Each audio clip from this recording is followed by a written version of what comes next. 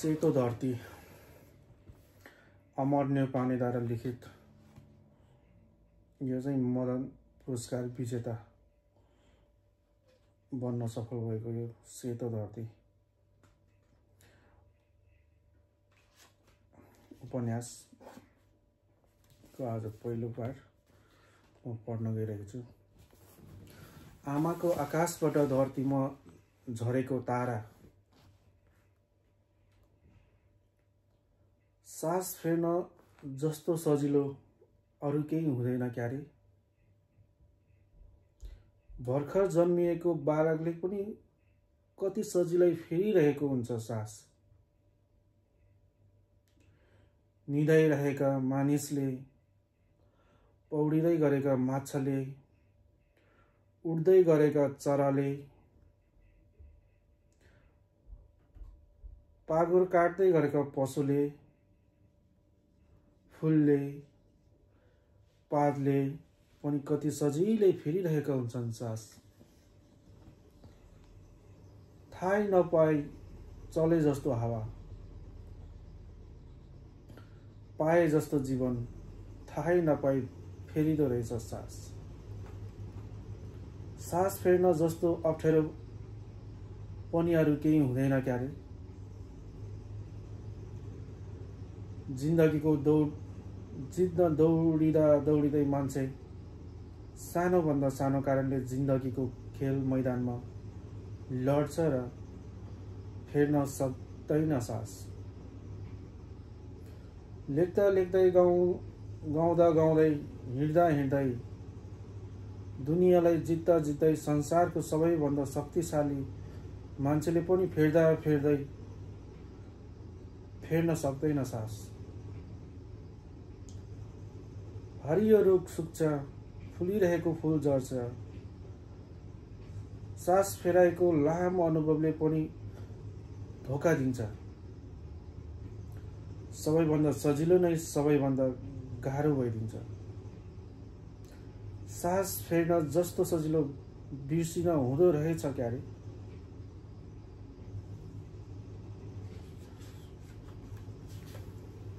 जसरी बिर्सिए मैले आफू जन्मिएको, आमाको दुध चुसेको, 2 वर्षसम्म निरन्तर दुध चुसेको पनि कति सजिलो बिर्सिदो रहेछ। सास फेर्न जस्तै गाह्रो पनि बिर्सिन नै हुँदो रहेछ क्यारे। बिर्सिनु थियो मलाई आफ्नै जीवन, रङ्गहीन जीवन। रङ्गहीन हुनु नै थियो भने पानी जस्तो पारदर्शी र आकाश जस्तो अनन्त भएर रङ्गहीन भइदिएको भए हुन्थ्यो। मलाई मेरै सास र चेतनाले बिर्सिनबाट रोकिरहेको छ। सम्झिनु जस्तो गाह्रो पनि केही हुँदो रहेनछ। सम्झिनु जस्तो गाह्रो पनि केही हुँदो रहेनछ। मेरो मनबाट अमिट सम्झना भएर बाँचेको सम्पूर्ण जीवन बिर्सिएर आफू जन्मिएको सम्झिनु थियो मलाई। थाहा छैन मलाई म जन्मिएको बाटो, म जन्मिएको रात, म जन्मिएको घर पछाडिको बेलाउतीको फेद, म जन्मिँदाखेरिको आमाको अनुहार र पीडा। आमा भन्नुहुन्थ्यो म राति जन्मिएको रे हो। त्यो रात पनि सधैँ झैँ घाम उठ्नुभन्दा पहिलो उठेर आमा पँधेर जानुभयो। अरूको हेरी धेरै टाढा त होइन, 1 खेप पानी ल्याउन आधा घण्टा मात्र लाग्ने टाढा। डोकोमा तेस्रो खेप पानी ल्याई पिँढीमा बिसाएर पूर्वतिर फर्किँदै सुस्ताउनु भयो। त्यो बेला आमाको अनुहारमा घामको पहिलो किरणले स्पर्श गरेको थियो। त्यसपछि पेटमा झाममा थिए, त्यसपछि सम्पूर्ण शरीरभरि। त्यति बेला उज्यालो न्यानो आनन्द भएर आफ्नो आँखाबाट छिरेर भित्र म भएसम्म पुगेको आभास भएछ मलाई। त्यति बेला उज्यालो न्यानो आनन्द भएर आफ्नो आँखाबाट छिरेर भित्र म भएसम्म पुगेको आभास भएछ मलाई। कुविन्डो जत्रो ठुलो पेटमा दाहिने हात राखेर सोच्नु भएछ, घामको उज्यालो यहाँसम्म पुगोस्, तर पुगिनछ। नत्र मेरो जीवनमा घाम लाग्ने थियो।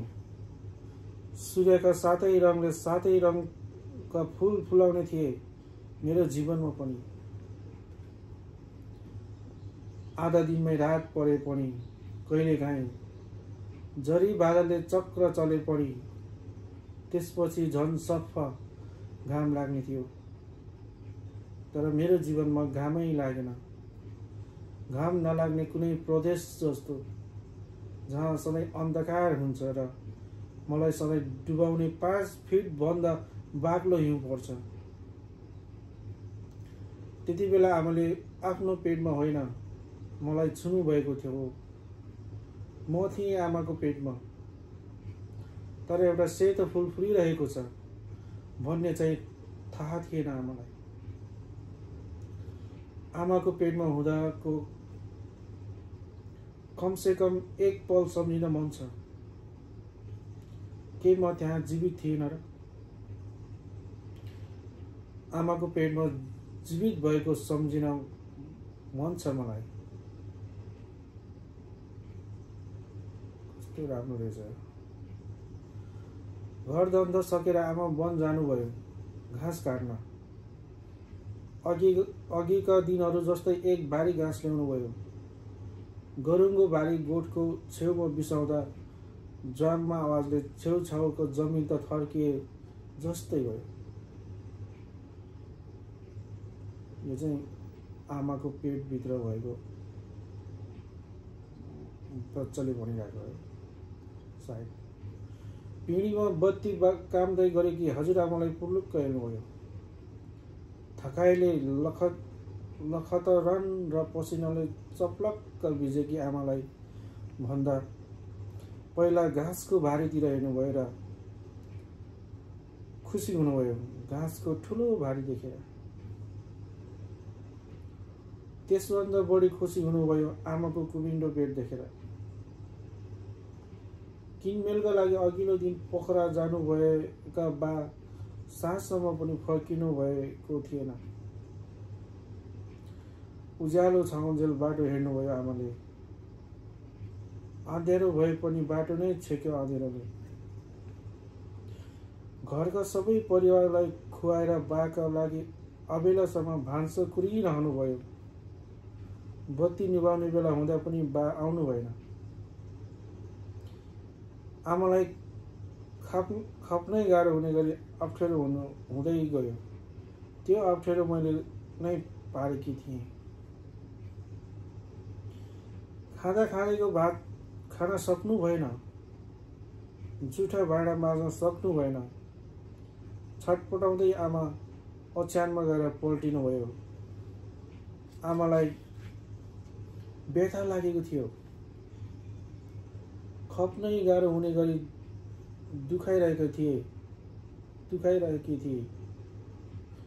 आमाको पेटमा म जीवित फूल थिएँ कि काँडा? म जीवित थिएँ कि काँडा? टाढ बढ्दै गयो। व्यथा पनि बढ्दै गयो। झन् खप्न गाह्रो हुँदै गयो। व्यथाको माझमा पुगेर आमाले बातिर पुलुक्क हेर्नुभयो। बाको ओछ्यान त खाली। बल्ल आमाले सम्झिनु भएछ अघिल्लो दिनै बा त पोखरा जानुभएको। त्यो जमाना बा हुनुभएको भए पनि के भन्नुहुन्थ्यो होला र आमाले बालाई सानो झ्याल खोलेर बाहिर हेर्नुभयो। अँधेरो रात आमाको आँखामा आएर फैलियो। जुनेली रात भएको भए आमाका आँखामा जुन आउने थियो। झ्यालबाट जुन पोसिलो स्पर्श लिएर आमाको पेट र पीडालाई सुस्ताउँदै सुमसुमाउन आउने थियो। सुस्तरी सुमसुमाउन आउने थियो। हजुरबा, हजुरआमा, काका र फुपूहरू सबै मिलाइरहेका थिए। असहाय भएपछि छटपटाउँदै भएर निस्कनुभयो आमा। भन्न सक्नु भएन अर्को कोठामा तालामा सुतिरहेका आफ्नै घरका जहानहरूलाई। तलामा सुतिरहेका आफ्नै घरका जहानहरूलाई घरमा भएको भए भन्न सक्नुहुन्थ्यो कि हुन्थेन कुनी त्यो व्यथाको बिउ रोप्ने आफ्नै लोग्नेलाई। घर पछाडिको एकान्त जहाँ आमालाई साथ दिने सबैभन्दा नजिकको आफन्त भएको थियो, आमा जस्तै गर्भवती बेलौतीको रुख। बेलौतीका हाँगामा कतै कतै ससाना दाना लाग्दै थिए, कतै कतै फुल फुल्दै पनि। अँध्यारोले बेलौतीका सेता फुलहरू पनि दिखेनन्। आकाशमा ताराहरू असङ्ख्य भएर फुलेका भने देखिए। आमाले मजाले समाउनु भयो बेलौतीको फेर। आफूसँग भए जति पुरै बल लगाएर बोट नै हल्लिएछ सुस्तरी। हल्लाउँदा पातहरूमा फुलहरूमा अलग्ग बसेका शीतका थोपाहरू खसेछ। असहाय पीडाले आमाको आँखाबाट ती शीतका थोपा जति नै खसे होलान् आँसु। म जन्मिएछु। मलाई रातले देख्यो, जुनले देख्न पाएन, तर असङ्ख्य ताराहरूले देखे। त्यसैले मेरो नाम पनि राखिदिनु भएछ आमाले, तारा। तर ताराहरू मेरो सबैभन्दा टाढाका मलाई सधैँ गिजाइरहने आफन्त भए, जो उज्याला हातहरूले छुन कहिल्यै आउँदैनन्।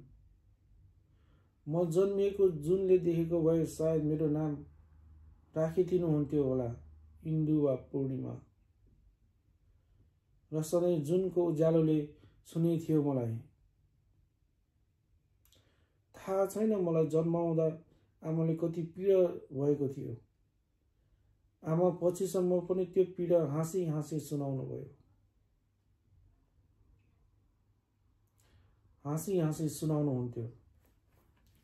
मलाई जन्माउँदा आमालाई पीडा भए जस्तै म जन्मिँदा आमाको पाठेघर जस्तै कोमल मेरो शरीरलाई पनि पीडा भएन होला र? हो, मलाई केवल एक पटक आफू जन्मिँदाको पीडा सम्झिन मन छ। आफू जन्मिँदाको पीडा सम्झिन सकेको भए म पनि भन्ने थिएँ आमालाई आफू जन्मिँदाको पीडा।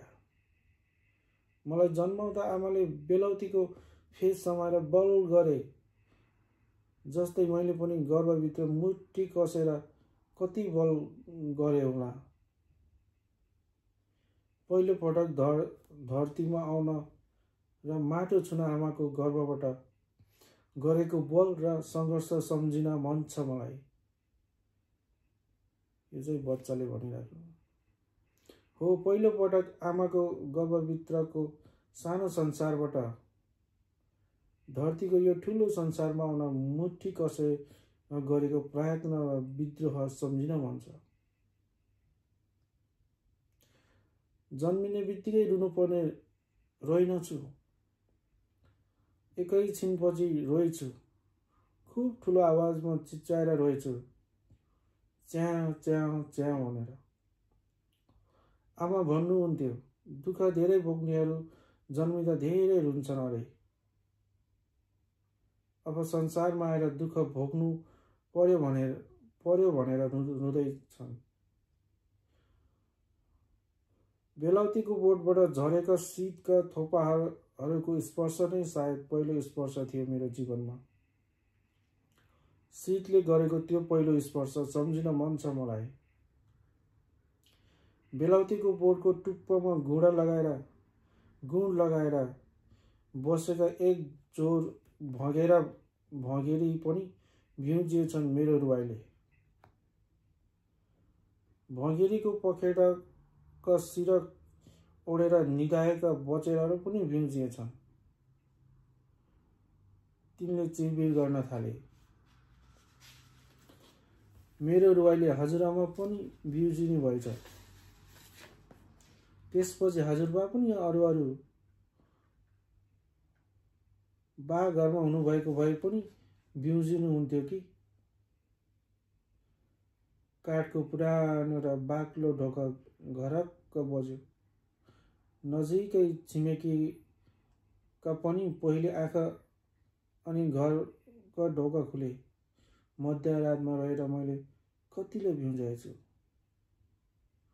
ढोका खोल्न लगाएछु। कमसे कम मलाई आफू पहिलो पटक रहेको सम्झिन मन छ।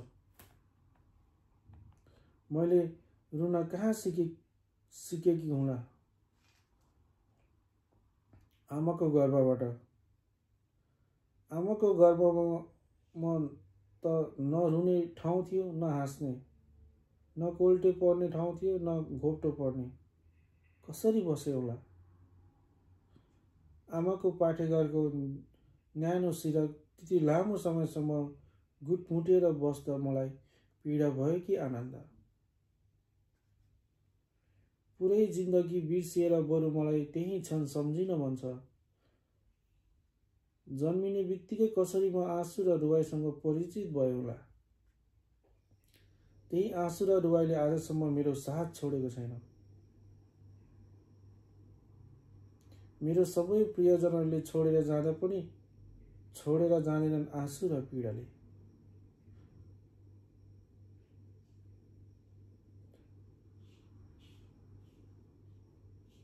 बदलामा उमेर बढ्दै जाँदा झन बढी साथ दिँदै जान्छन् यी मेरा जीवनसाथी। जीवनसाथी भनेको त जन्मेदेखि मृत्युसम्म साथ निभाउनेलाई पो भनिन्छ।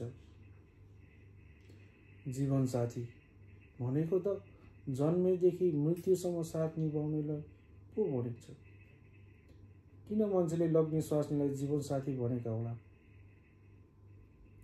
जसले एक अर्कालाई जन्मदेखि मृत्युसम्म साथ दिन कुनै हालतमा पनि सक्दैन। मेरो जीवनसाथी आँसु र पीडा जसले मलाई मृत्युसम्म पनि साथ छोड्ने छैन। छायाले जस्तै। ओहो, छायाले त अब मेरो मृत्युपछि लासलाई समेत साथ दिनेछ। छाया पनि मेरो जीवनसाथी हो, जसले कुनै रङ हुँदैन, जसको कुनै रङ हुँदैन। मेरो कलिलो शरीरलाई पहिलो पटक बेलाउतीको बोट मुनिको दुबो र माटोले छोएको सम्झिन मन छ। आमाका हातहरूले पहिलो पटक छोएको सम्झिन मन छ। पहिलो पटक आमाको दुध चुस्न कति अप्ठ्यारो भएको थियो होला मलाई। पहिलो पटक आमाको दुध चुस्दा भएको अप्ठ्यारो तर जीवनदायी आनन्द सम्झिन मन छ मलाई। आमाले पहिलो पटक 2 हत्केलाले उठाएर काखमा लिँदाको क्षण, पहिलो पटक नुहाइदिएको, आमाको पहिलो चुम्बन, पहिलो पटक मन तातो तेल लगाइदिएको, आमाले खुवाएको पहिलो घाँस, सुनेको र सिकेको पहिलो शब्द, असीम मायाले मेरो गालामा पारेको पहिलो प्याट, पहिलो पटक आफैले फेरेको कोल्टे, 4 खुट्टाले हिँडेको अनि आमाको हात समाई 2 खुट्टाले गरेको थै सम्झिन मन छ। जन्मिने बित्तिकै यो ठुलो संसारमा पहिलो पटक फेरेको सास, सायद त्यो नै सबैभन्दा गहिरो, जीवन्त र आनन्ददायक सास थियो। त्यही पहिलो पटक फेरेको सास सम्झिन मन छ। अन्तिम पटक फेरिने सास त यसको ठिक विपरीत सायद त्यति नै सताई जीवनहीन र पीडादायी हुनेछ। साँच्चै सम्झिनु भनेको त त्यो क्षण पो जब आफू जन्मिँदाको पीडा आफैले सम्झिन सकिन्छ।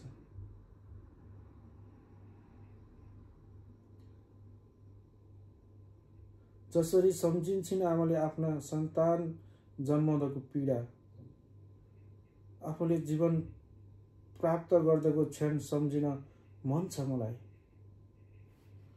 त्यति बेला त्यो अवस्था थिएन, तर मानव कसैले त्यो क्षणको फोटो खिचेर वा छायाङ्कन गरेर राखेको रहेछ र त्यो देखायो भने पनि सम्झिन सक्दिनँ म त्यो क्षण। मलाई नै छोडेर मेरा भोगाईहरू कति टाढा जान सकेका होलान्, जसलाई भेट्न कहिले कसै गरी सक्दिनँ।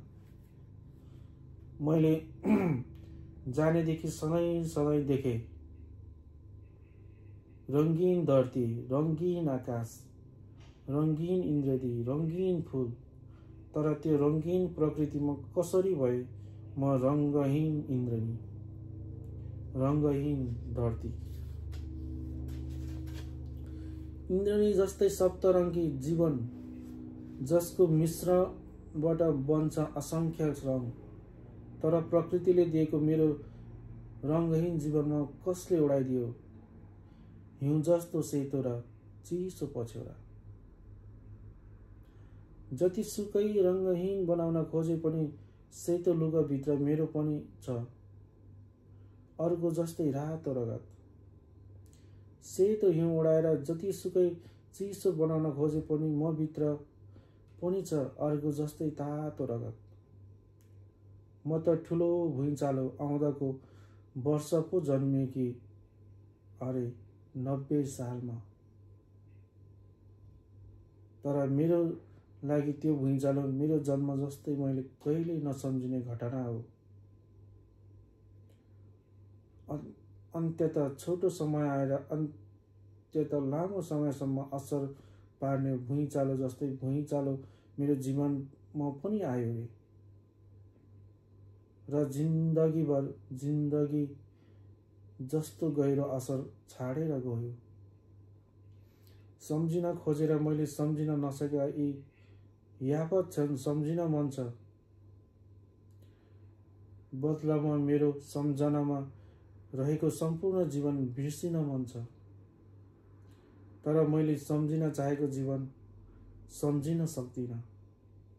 केवल सम्झिरहेछु बिर्सिन चाहेको जीवन, केवल सम्झिरहेछु बिर्सिन चाहेको जीवन। अन्तिम हराब चाहिँ एकदम राम्रो रहेछ। सम्झिन खोजेर मैले सम्झिन नसकेका यी यावत क्षण सम्झिन मन छ। बदलामा मेरो सम्झनामा रहेको सम्पूर्ण जीवन बिर्सन मन छ, तर मैले सम्झिन चाहेको जीवन सम्झिन सक्दिनँ। केवल सम्झिरहेछु बिर्सिन चाहेको जीवन, बिर्सिन चाहेको जीवन। अमन नेपालीले यो चाहिँ राम्रो लेखेको रहेछ। यो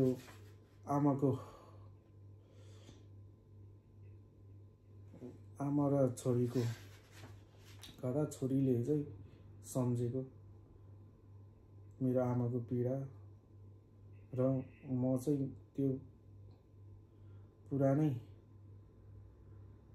म जन्मिँदाको क्षण सम्झिन चाहन्छु भनेर यो चाहिँ त्यसमा आधारित छ हैन।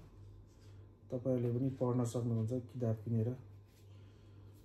सेतो धरती राम्रो छ। म यसरी नै अरू पनि वाचन गर्दै जानेछु हैन।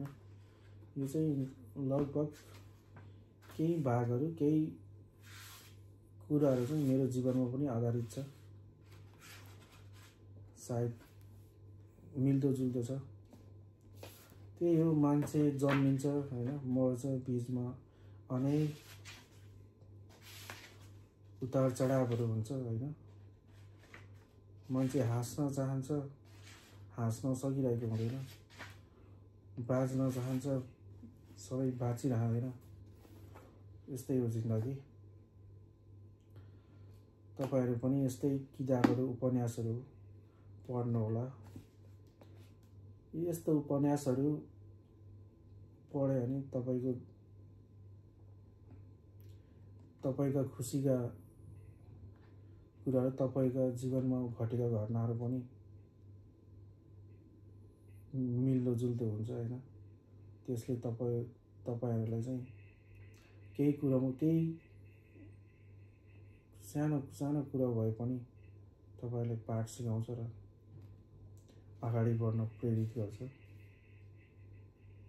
आजको लागि धन्यवाद। म बाँकी पनि प्रस्तुत गरिरहनेछु। मेरो